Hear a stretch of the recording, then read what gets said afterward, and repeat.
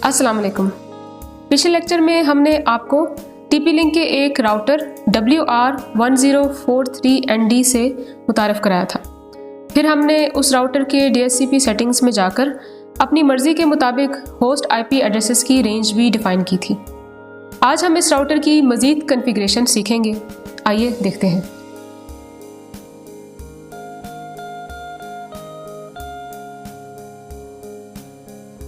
कोई भी ISP यानी कि इंटरनेट सर्विस प्रोवाइडर अमूमन आपको दो तरह के कनेक्शंस फराहम करती है।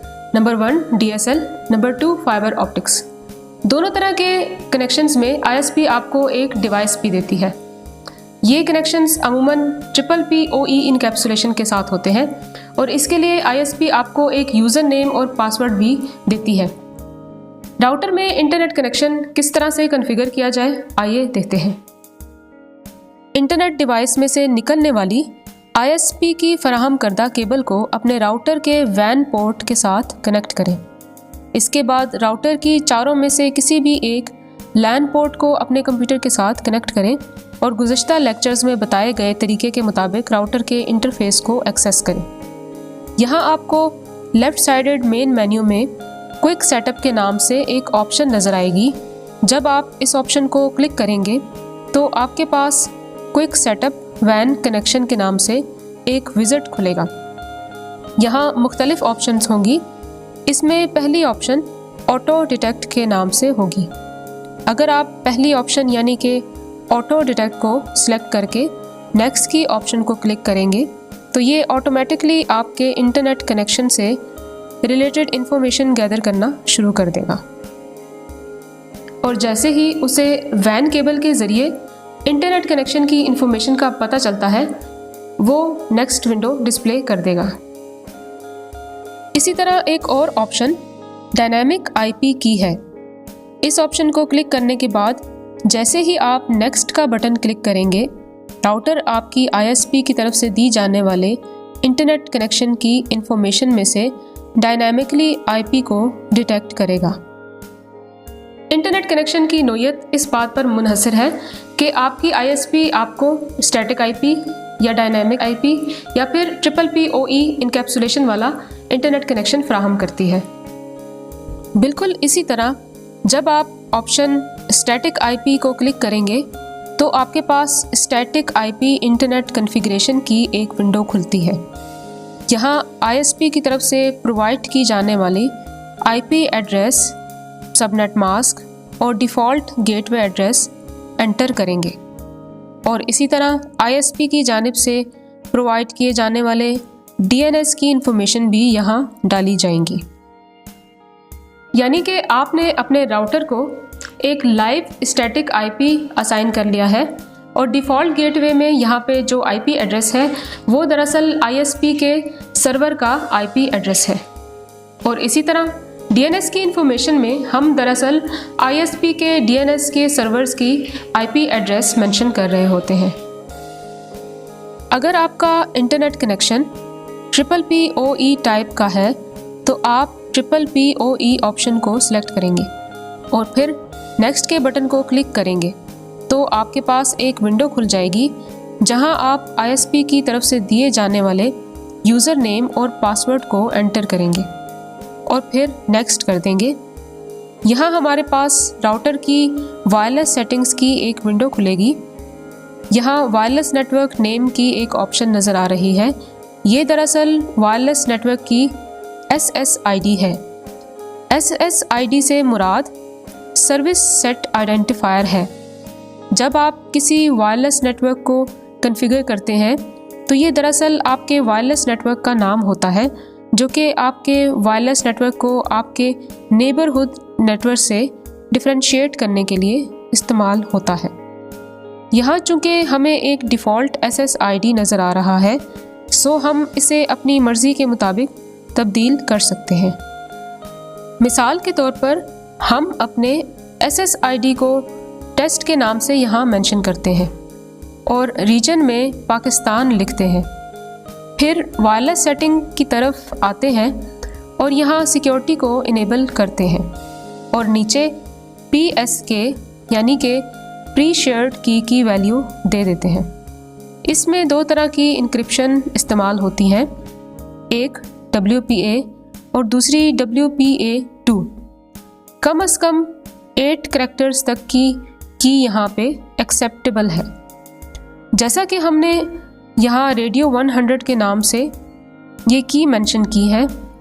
इसके बाद एडवांस्ड सेटिंग्स में कुछ डिफ़ॉल्ट सेटिंग्स नज़र आएंगी, जिसको अगर चेंज ना किया जाए तो बेहतर होगा। इसके बाद नेक्स्ट के बटन को क्लिक करने पर हमें ये मैसेज डिस्प्ले होगा और फिनिश का बटन प्रेस करने पर इस विंडो में रीबूट की ऑप्शन मिलेगी और इस तरह रीबूट का बटन प्रेस करने के बाद आपका राउटर रीबूट हो जाएगा। अब आप किसी भी कंप्यूटर या अपने मोबाइल डिवाइस को नेटवर्क वायरलेस के ज़रिए कनेक्ट कर सकते हैं।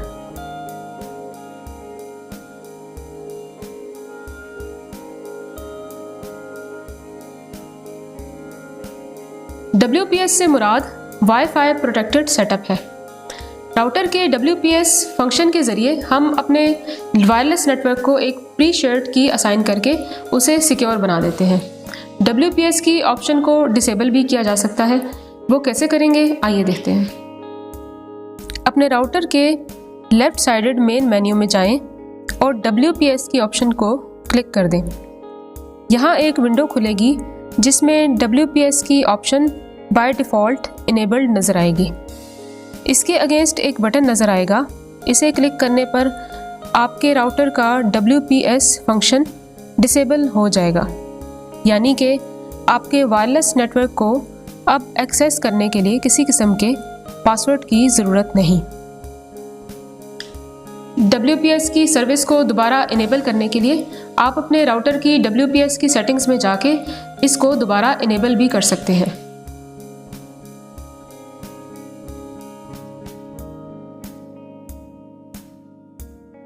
ब्रिजिंग एक वायरलेस डिस्ट्रीब्यूशन सिस्टम है और इसके ज़रिए आप अपने राउटर को मल्टीपल एक्सेस पॉइंट्स या वायरलेस राउटर्स के साथ कनेक्ट कर सकते हैं। ब्रिजिंग की ज़रूरत क्यों महसूस होती है? ब्रिजिंग की ज़रूरत तब महसूस होती है जब आप अपने वायरलेस नेटवर्क को एक्सपेंड करना चाहते हैं। मिसाल के तौर पर हम एक सिनेरियो लेते हैं जिसमें हमारे पास एक वायरलेस लोकल एरिया नेटवर्क है। इसमें एक मेन राउटर है। इस राउटर के सिग्नल्स लोकल एरिया नेटवर्क पर मौजूद कुछ होस्ट के लिए तो स्ट्रॉन्ग है क्योंकि वो होस्ट राउटर से कम फासले पर है। इसी तरह कुछ और होस्ट इस मेन यानी कि रूट राउटर से ज़्यादा फासले पर है, इसलिए सिग्नल्स की रेंज इन होस्ट के लिए बहुत वीक है और सिग्नल्स वीक होने की वजह से इनको नेटवर्क पर स्लो स्पीड और डेटा ट्रांसमिशन या रिसीविंग का सामना करना पड़ रहा है। इसका क्या हल है? इसका हल ये है कि हम अपने रूट राउटर से ज़्यादा फासले पर मौजूद होस्ट के लिए एक एडिशनल वायरलेस राउटर या एक्सेस पॉइंट को इस तरह से डिप्लॉय करें कि वो एक सेंट्रल लोकेशन में आए, ताकि वो होस्ट जो कि रूट राउटर से ज़्यादा फासले पर है वो इस सेंट्रल राउटर से फ़ायदा हासिल कर सके। फिर हम रूट राउटर का एक्सटेंडेड राउटर के साथ एक ब्रिज बनाएंगे और इस तरह जो सर्विसेज यानी कि इंटरनेट वगैरह रूट राउटर फ्राहम कर रहा है वो अब एक्सटेंडेड राउटर या एक्सेस पॉइंट भी अपनी रेंज में वाक़े होस्ट को फ्राहम कर सकेगा।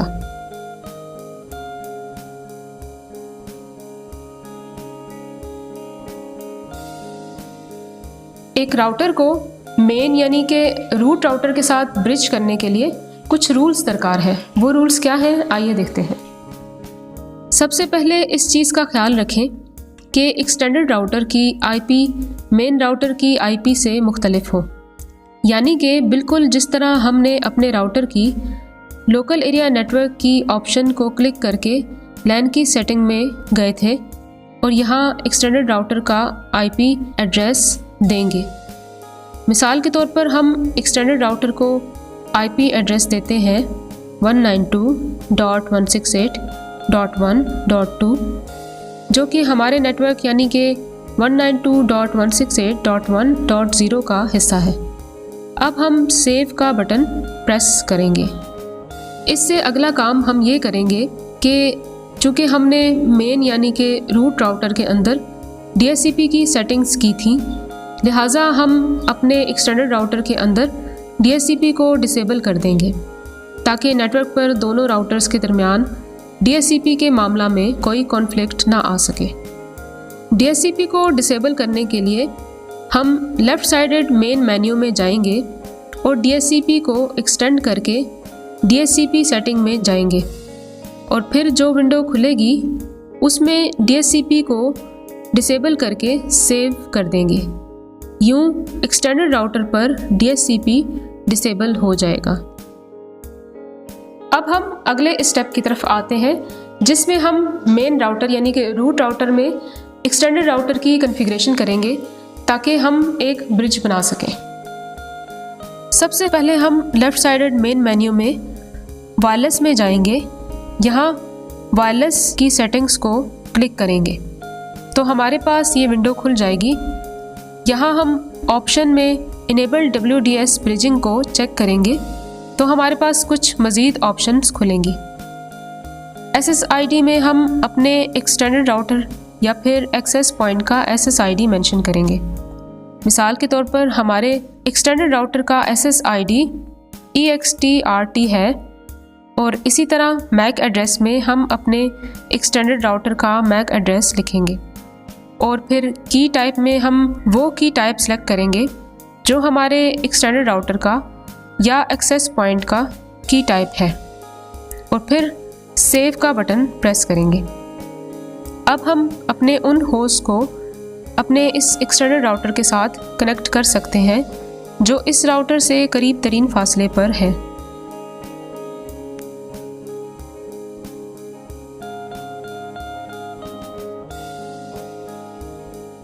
राउटर के लेफ़्ट साइडेड मेन मेन्यू में सिक्योरिटी के टैब को क्लिक करें तो मेन मेन्यू एक्सपैंड हो जाएगा। अब यहाँ कुछ ऑप्शंस नज़र आएंगी। अगर हम बेसिक सिक्योरिटी की ऑप्शन को क्लिक करें तो हमें ये स्क्रीन नज़र आएगी जहाँ पहली ऑप्शन फायरवॉल को इनेबल या डिसेबल करने की है।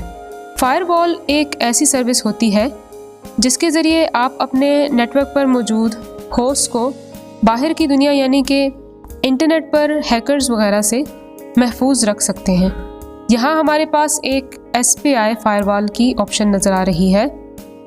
SPI से मुराद स्टेटफुल पैकेट इंस्पेक्शन की है जिसे डायनामिक पैकेट फ़िल्टरिंग भी कहते हैं। ये फायरवॉल होस्ट पर चलने वाले इंटरनेट सेशंस का रिकॉर्ड रखते हुए ये छानबीन करता है कि आया वो सेशंस मुरवजा प्रोटोकॉल्स के ऐन मुताबिक है या नहीं, या ऐसा तो नहीं कि कोई सेशन किसी होस्ट पर एबनॉर्मल बिहेवियर को फॉलो कर रहा है। अगर आप ये चाहते हैं कि आपके नेटवर्क पर होस्ट बगैर किसी सिक्योरिटी के कम्युनिकेट करें तो आप इस ऑप्शन को अनचेक भी कर सकते हैं, लेकिन ऐसा करना अमूमन बेस्ट प्रैक्टिसेस के ज़ुमरे में नहीं आता। SPI फायरवॉल की ऑप्शन के बाद दूसरी अहम ऑप्शन ALG यानी कि एप्लीकेशन लेयर गेटवे की है। यहाँ रिकमेंडेड प्रैक्टिस यही है कि आप तमाम ऑप्शंस को इनेबल रखें।